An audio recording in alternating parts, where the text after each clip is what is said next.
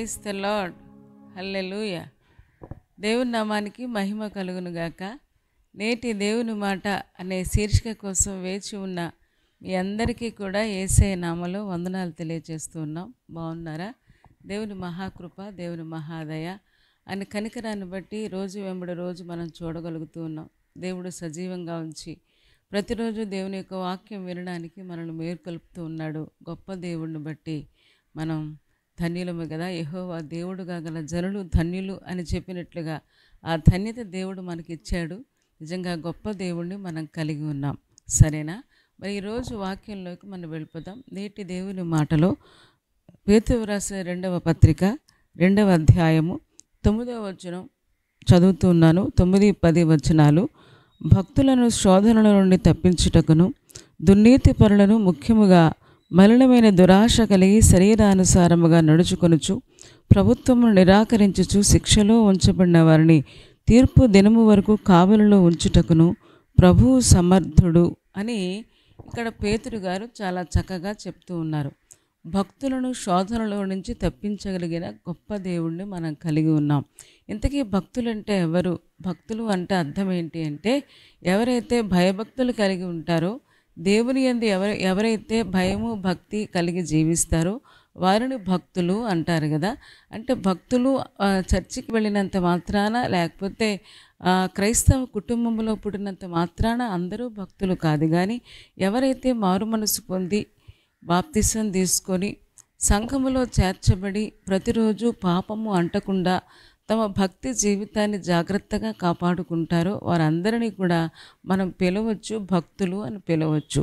సరే, ఇక్కడ భక్తులనంట దేవుడు శోధనలో నుంచి తప్పిస్తాడంట. అంటే భక్తులకి ఇక్కడ మనం ఒక విషయం గ్రహించాలి. భక్తులకు శోధనలు వస్తాయి, భక్తులకి ఇబ్బందులు వస్తాయి, భక్తులకు కష్టాలు వస్తాయి. కష్టాలు రావు అని దేవుడు చెప్పటం లేదు. ఆల్రెడీ యేసు ప్రభు చెప్పారు, లోకములో మీకు శ్రమ కలుగును, అయినా సరే ధైర్యం తెచ్చుకోండి అని సాక్షాత్తు యేసు ప్రభు వారే ఆ మాటలు చెప్పారు. ఎందుకంటే మనం వచ్చింది ఇరుకు మార్గం కదా, మనం వెళ్ళేది శ్రమల మార్గంలో కదా. మరి శ్రమల మార్గంలో ప్రతి ఒక్కళ్ళకి శ్రమలు వస్తాయి, ప్రతి ఒక్కళ్ళకి ఇబ్బందులు వస్తాయి. కానీ దేవుణ్ణి నమ్ముకున్న వారి భాగ్యం ఏంటి అంటే, ఆ భక్తులనంట దేవుడు శోధనలో నుంచి తప్పిస్తాడంట. Praise the lord. హల్లెలూయా. అంటే శోధనలు రావడం తప్పదు. రకరకాల శోధనలు వస్తాయి. భౌతిక సంబంధమైన శోధనలు వస్తాయి, ఆత్మ సంబంధమైన శోధనలు వస్తాయి. ఎలాగైనా పాపములో పడేయాలనే ప్రయత్నం చేసే శోధనలు వస్తూనే ఉంటాయి. కానీ ఆ శోధనల మధ్యలో దేవుడు మనల్ని తప్పించడానికి తప్పించి నిలబెట్టడానికి దేవుడు ఎప్పుడు కూడా మన కోసం వేచి చూస్తాడు అనే విషయం పేతురు గారు చెప్పకనే చెప్తూ ఉన్నారు. ఆల్రెడీ పేతురు గారు కూడా ఎన్నో శోధనల గుండా ఆయన వెళ్ళారు. శోధనను జయించినట్లుగా మనకు తెలుసు. ఈ రోజున దేవుడు మనకు చెప్పేది ఏంటి అంటే, భక్తులకు శోధనలు వస్తాయి, కానీ ఆ శోధనలో అలాగే ఉండిపోరు. కానీ ఆ శోధన నుంచి తప్పించే గొప్ప దేవుణ్ణి మనం కలిగి ఉన్నాం అనే విషయం ఈరోజు మనం నేర్చుకుంటూ ఉన్నాం. చూద్దామా? యాకోబు పత్రిక 1వ అధ్యాయము 2-4 వచనాల్లో శిష్యుడైన యాకోబు కూడా చెప్తూ ఉన్నాడు. ఏమని చెప్తూ ఉన్నాడంటే, చూస్తారా ఒకసారి? 1వ అధ్యాయము 2-4 వచనాలు చదువుతూ ఉన్నాను. నా సహోదరులారా, మీ విశ్వాసమునకు కలుగు పరీక్ష ఓర్పును పుట్టించునని ఎరిగి మీరు నానా విధములైన శోధనలలో పడినప్పుడు అది మహానందమని ఎంచుకొనుడి. మీరు సంపూర్ణులు అని 1-2 వచనాల్లో 2-3 వచనాల్లో మనం చూస్తూ ఉన్నాం కదా. మీరు శోధనలు వస్తాయి, మీ విశ్వాసానికి పరీక్షలు వస్తాయి. కాబట్టి ఈ పరీక్షలు ఓర్పు పుట్టిస్తాయని ఎరిగి మీరు నానా విధమైన శోధనలో పడినప్పుడు అది మహా ఆనందమని ఎంచుకోండి. ఎందుకంటే శోధనలో పడిపోతూ ఉంటే, శోధనలు ఎదురొస్తూ ఉంటే మనం చాలాసార్లు అనుకుంటూ ఉంటాం, నేను పాపం చేశాను అందుకనే నాకు ఇన్ని బాధలు, నాకు ఇన్ని కష్టాలు అని మనం పరీక్ష చేసుకోవడం మంచిదే. కానీ దాంతోపాటుగా దేవుడు కూడా మనకు శోధనలు అనుమతిస్తాడు. ఆ శోధనల మధ్యలో మనందరం కూడా మరింత ఓర్పు కలిగిన వారమై, మరింత సాన పెట్టబడిన వారమై, మరింత ఆ బంగారం ఎలాగైతే అగ్నిలోకి వెళ్ళి ఇంకా ఇంకా మెరుగు పెట్టబడుతుందో, ఈ రోజున విశ్వాసులంగా మరింత మెరుగు పెట్టడం కోసమే దేవుడు రకరకాల శోధనల గుండా మనల్ని నడిపిస్తూ తప్పిస్తూ చక్కగా ఆత్మీయ జీవితంలో ముందుకు సాగేలాగా దేవుడు చేస్తూ ఉన్నాడు. ఈ విషయం కనుక మనకు అర్థమైతే శోధనలు వచ్చేటప్పుడు కృంగిపోము, బెంగపడిపోము, లేకపోతే దేవుణ్ణి నిందించము. కానీ పూర్తిగా దేవుని మీద ఆధారపడిన వారమై, దేవుడు ఎందుకు ఈ శోధన నాకు పెట్టాడో, ఎందుకు ఈ ముళ్ళు నాకు ఉంచాడో, ఆ ముళ్ళు ద్వారా నేనేమి నేర్చుకోవాలో, విశ్వాసం నేర్చుకోవాలా, ఓర్పు నేర్చుకోవాలా, లేకపోతే సహనం నేర్చుకోవాలా, ఈ విషయాలన్నీ కూడా మనం నేర్చుకుని ముందుకు సాగడానికి, ఆత్మీయ జీవితంలో ఎదగడానికి ఈ శోధనలన్నీ కూడా ఒక సోపానాలాగా ప్రతి విశ్వాసికి ఉపయోగపడతాయి అనే విషయం ఈరోజు దేవుడు మనతో మాట్లాడుతూ ఉన్నాడు. అదే పేతురు పత్రిక తీస్తారా? మొదటి పేతురు పత్రికలో పేతురు గారు కూడా చాలా చక్కగా చెప్తారు. 1వ అధ్యాయము 6-7 వచనాలు నేను చదువుతూ ఉన్నాను, మీరు కూడా ఒక్కసారి చూడండి. ఇందువలన మీరు మిక్కిలి ఆనందించుచున్నారు కానీ అవసరమును బట్టి నానా విధములైన శోధనల చేత ప్రస్తుతమున కొంచెము కాలము మీకు దుఃఖము కలుగుచున్నది.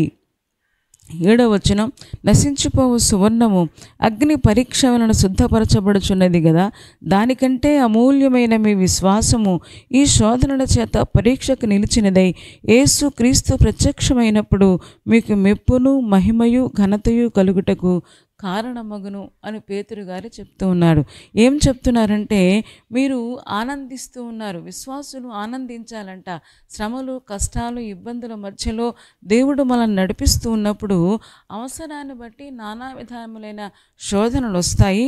కాబట్టి మీరు ఆనందించండి. చాలామంది ఇప్పటికీ ఆనందించారు. పేతురు కూడా ఆనందించినట్టు మనకు తెలుసు. 1 తక్కువ 40 దెబ్బలు కొట్టి ఇబ్బంది పడుతూ ఉంటే ఆ నామాన్ని బట్టి అవమానం పొందడానికి పాత్రులని వాళ్ళు ఎంచబడినందున సంతోషంతో అక్కడి నుంచి వెళ్ళిపోయారని లేఖనం తెలియజేస్తుంది.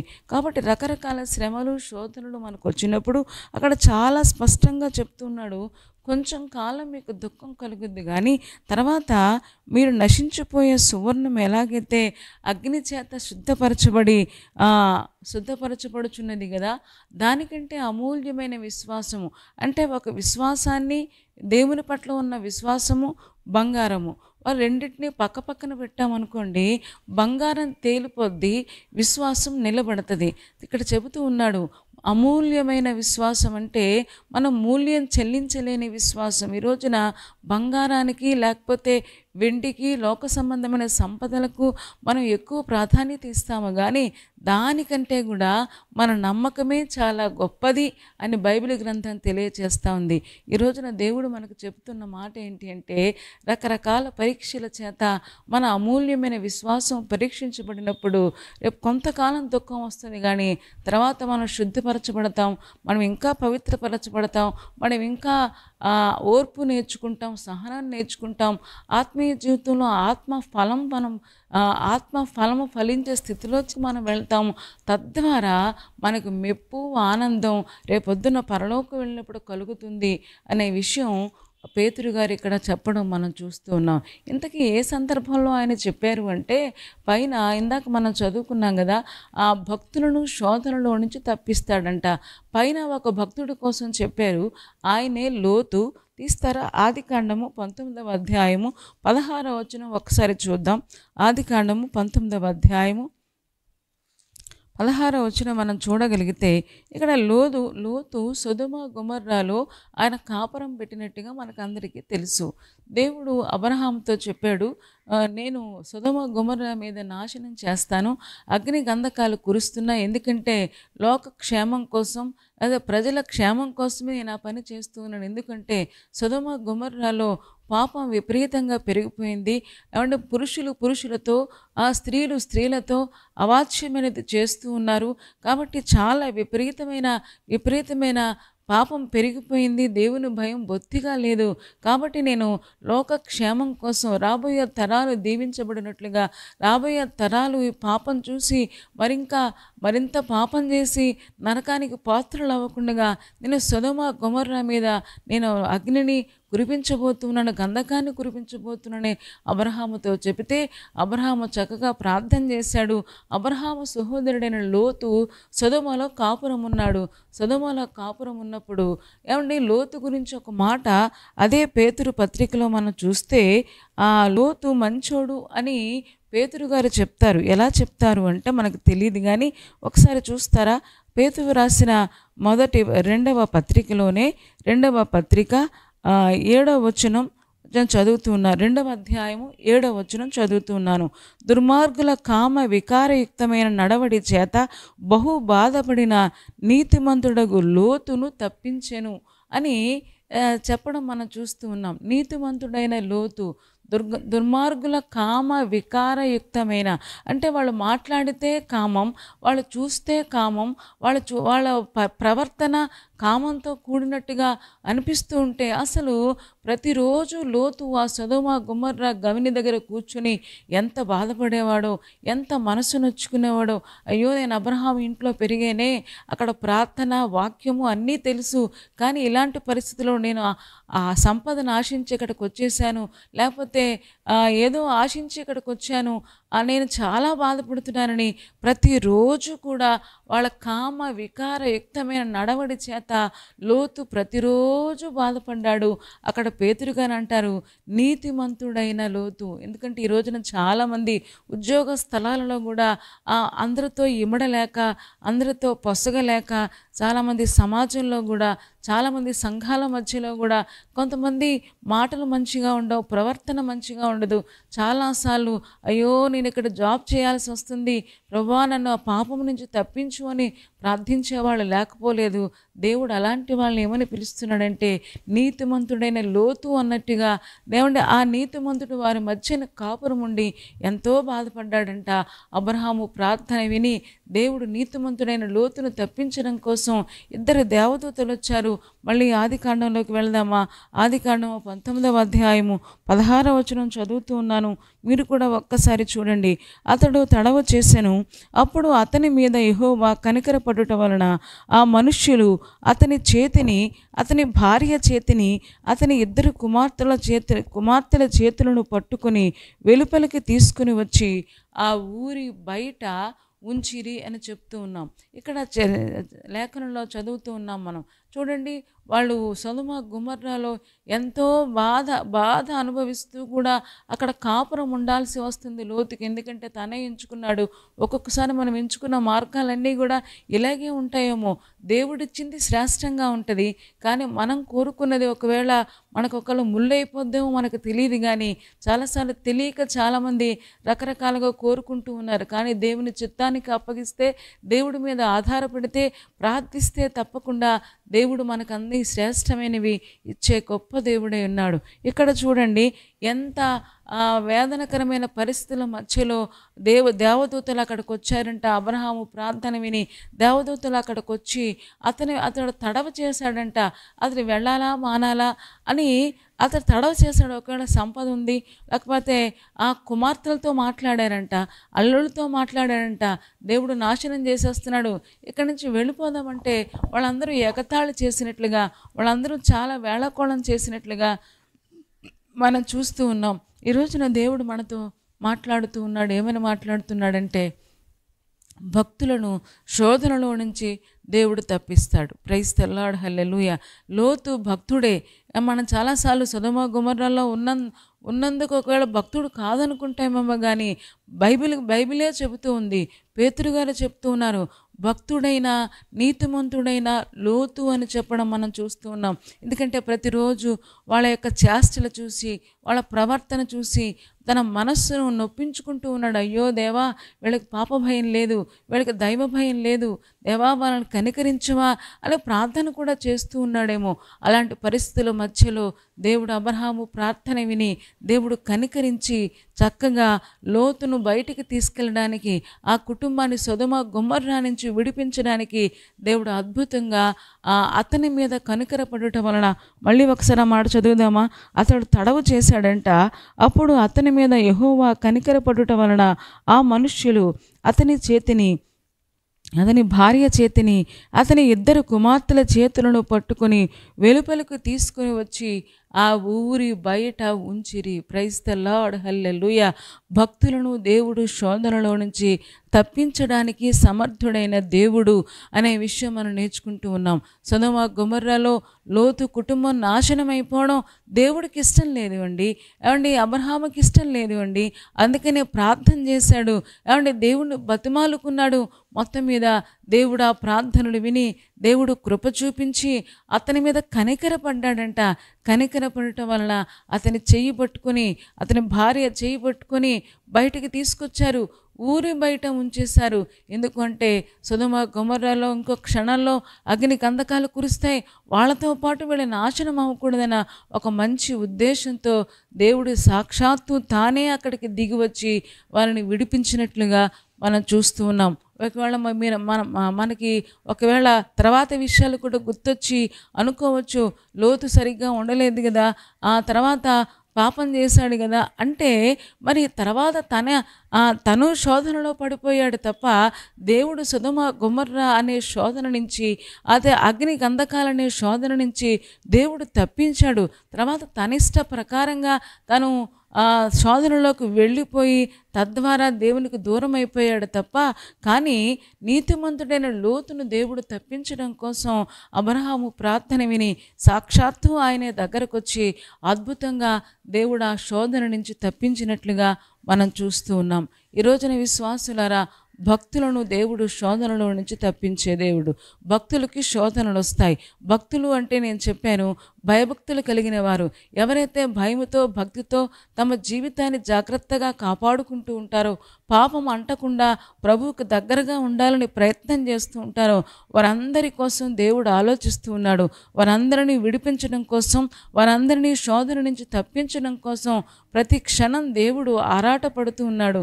ఈ రోజున మనం తప్పించబడలేము కానీ, ఒకవేళ మనం తప్పించుకోలేము, మనము ఎదుర్కోలేము కానీ దేవుడు ఆ శక్తిని, దేవుడు ఆ బలాన్ని మనకి ఇస్తారు. ఎందుకంటే ఏమంటే అబ్రహాము లోతు కోసం ప్రార్థించినట్టుగా ఈ రోజున మన కోసం కూడా ఎవరో ప్రార్థన చేస్తున్నారు. ఏమంటే తల్లిదండ్రులు పిల్లల కోసం ప్రార్థన చేస్తున్నారు. దైవజనులు సంఘం కోసం ప్రార్థన చేస్తూ ఉన్నారు. ఏమంటే ఎంతోమంది బంధువులు ఏమంటే రక్షణ పొందని వారి కోసం ప్రార్థిస్తూ ఉన్నారు. చిక్కుల్లో పడకుండా కాపాడమని పదే పదే ప్రార్థిస్తూ ఉన్నాం. దేవుడు ఆ ప్రార్థనలు వినే దేవుడు. దేవుడు ప్రార్థనని గౌరవించేవాడు. దేవుడు విశ్వాసాన్ని గౌరవించేవాడు. తప్పకుండా కార్యాన్ని జరిగించే గొప్ప దేవుడై ఉన్నాడు. దేవుడు కనికరపడ్డాడంట లోతు మీద. ఎందుకంటే ప్రతిరోజు అక్కడే కాపురం ఉంటున్నాడు. వాళ్ళ కామ వికారయుక్తమైన చేష్టల చేత తన నీతిగల మనస్సును నొప్పించుకుంటూ ఉంటే దేవుడు ఎలాగైనా అక్కడి నుంచి తప్పించాలని, ఆ కుటుంబాన్ని రక్షించాలని దేవుడు అద్భుతమైన కార్యాన్ని అక్కడ జరిగించినట్లుగా మనం చూస్తూ ఉన్నాం. ఈ రోజున విశ్వాసులారా, మనల్ని కూడా దేవుడు తప్పించడానికి సమర్థుడైన దేవుడు. ఏమంటే భక్తులకు శోధనలు వస్తాయి. ఆది అపోస్తులకు వచ్చినాయి, యోబుకు వచ్చినాయి, అబ్రహాముకు వచ్చినాయి, దానియేలుకు వచ్చినాయి, షడ్రక్ మెషక్ అబేద్నెగోలకు వచ్చినాయి. వీరందరికీ శోధనల మార్గంలో వాళ్ళందరూ వెళ్ళారు. ఏమండి ఎన్నో శోధనలు వారి మీదకు వచ్చినప్పటికీ కూడా దేవుడు ప్రతి విధమైన శోధన నుంచి తప్పిస్తూ చక్కగా వాళ్ళని యోబు చెప్పినట్లుగా శోధించబడిన తర్వాత నేను సువర్ణంలాగా అవుతానన్నాడు. అలాగా చేసి అద్భుతంగా దేవుడు యోబు కుటుంబాన్ని నిలబెట్టినట్టుగా మనం చూస్తూ ఉన్నాం. ఈ రోజున మనం నేర్చుకుంటూ ఉన్నాం, మన దేవుడు సమర్థుడైన దేవుడు. భక్తులను శోధనలో నుంచి తప్పించే గొప్ప దేవుడై ఉన్నాడు. కాబట్టి ధైర్యం తెచ్చుకుందాం. అలాగే ఏ పాపము అంటకుండా మన జీవితాన్ని జాగ్రత్తగా చూసుకుందాం.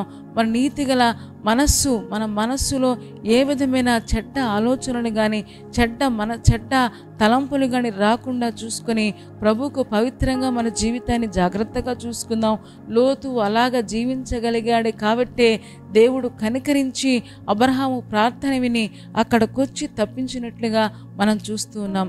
ఈ రోజున విశ్వాసులారా, మనల్ని కూడా దేవుడు తప్పిస్తాడు. మనం ఇలాగ శోధనలోనే ఉండిపోము. ఈ రోజున ఏదైనా శోధనలో ఉన్నారేమో, ఏదైనా కష్టంలో ఉన్నారేమో, ఈ కష్టాలు ఇలాగే ఉండిపోవు. నానా విధమైన శోధనలో పడేటప్పుడు మహానందంగా ఎంచుకోండి. ఇవి కొంచెంకాలం మాత్రమే ఉంటాయి. తర్వాత దేవుడు మనకి మెప్పును, ఆనందాన్ని, సంతోషాన్ని ఇస్తాడు అని వాగ్దానం చేస్తూ ఉన్నాడు. కాబట్టి మనం ఓపికగా ఉంటూ ఆ శోధనల మధ్యలో ఏం నేర్చుకోవాలో ఆ పాఠాన్ని నేర్చుకుని ప్రభుకు సమీపంగా, ప్రభుకు దగ్గరగా, ప్రభు ఇచ్చే మెప్పును మనం పొందుకోవడానికి ప్రయత్నం చేయదుముగాక. ఆమేన్. తలలు వంచండి, కళ్ళు మూసుకోండి, చిన్న మాట ప్రార్థన చేద్దాం. పరిశుద్ధుడా, ప్రేమ కలిగిన మా తండ్రి, నీ పాదాలకు వందనాలు, స్తోత్రాలు చెల్లిస్తూ ఉన్నాం. నువ్వెంత మంచి దేవుడవు, ఎంత ప్రేమ కలిగిన దేవుడవు. భక్తులను శోధనలో నుంచి తప్పించడానికి నాయన సమర్థుడైన దేవుడవని ఈరోజు మీరు మాతో మాట్లాడినందుకు వందనాలు. నిజమే, ఎన్నో శోధనల గుండా, ఎన్నో శ్రమల గుండా ఈ రోజున అనేక మంది విశ్వాసులు వెళుతూ ఉండగా దేవా, వారు కృంగిపోక, బెంగపడక, భయపడక, విశ్వాసముతో నాయన సందేహం లేకుండా నాయన విశ్వాసములో బలంగా ఉంటూ ప్రతి విధమైన శోధన నుంచి నువ్వు తప్పిస్తావని ఎరిగిన వారే నీ మీద నిలకడగా, నీ మీద ఆధారపడి జీవించడానికి సహాయం చేయము. చేరువచ్చునొక్క విశ్వాసిని మీరు దీవించుము, ఆశీర్వాదాలతో నింపండి. ఈరోజు ఏ ప్రయాణాలు పెట్టుకున్నారో, ఏ పనుల మీద వెళుతున్నారో ప్రతి పనిని సఫలత మీరు దయచేయము. రేపటి దినం కోసం మమ్మల్ని సిద్ధపరచుము. యేసయ్య నామములో ప్రార్థించి వేడుకొంచున్నాం తండ్రి. ఆమేన్. ఆమేన్ చెప్పారు కదా, చాలా సంతోషం. చాలా ఓపికగా, చక్కగా, శ్రద్ధగా దేవుని యొక్క వాక్యాన్ని వింటూ ఉన్నారు. మన దేవుడు శోధనలో నుంచి తప్పించగలిగిన సమర్థుడైన దేవుడు అనుకున్నాడు. కాబట్టి బెంగపడక, భయపడక, విశ్వాసంతో మనం యొక్క ఆ శ్రేష్టమైన దేవుని యొక్క కాపుదలను మనం పొందుకుందాం. లోతు పొందుకున్నట్లుగా ఈరోజున దేవుడు చక్కగా మనతో మాట్లాడాడు. ఈ మాటలు మీకు నచ్చితే లైక్ చేయండి, కార్యక్రమాన్ని షేర్ చేయండి, అలాగే కామెంట్ పెట్టండి. ఇంకా ఈ కార్యక్రమాన్ని సబ్స్క్రైబ్ చేసుకోకపోతే డాక్టర్ స్పర్జన్ యూట్యూబ్ ఛానల్ని సబ్స్క్రైబ్ చేసుకోండి. తద్వారా నోటిఫికేషన్స్ అన్నీ వస్తాయి. మీరు చక్కగా మా కార్యక్రమాలన్నీ మీరు చూడవచ్చు. సరేనండి. దేవుని చిత్తమైతే మరలా రేపు ఉదయం మళ్ళీ కలుసుకుందాం. అప్పటి వరకు దేవుని మహాకృప మనందరికీ తోడే ఉండునుగాక. ఆమేన్.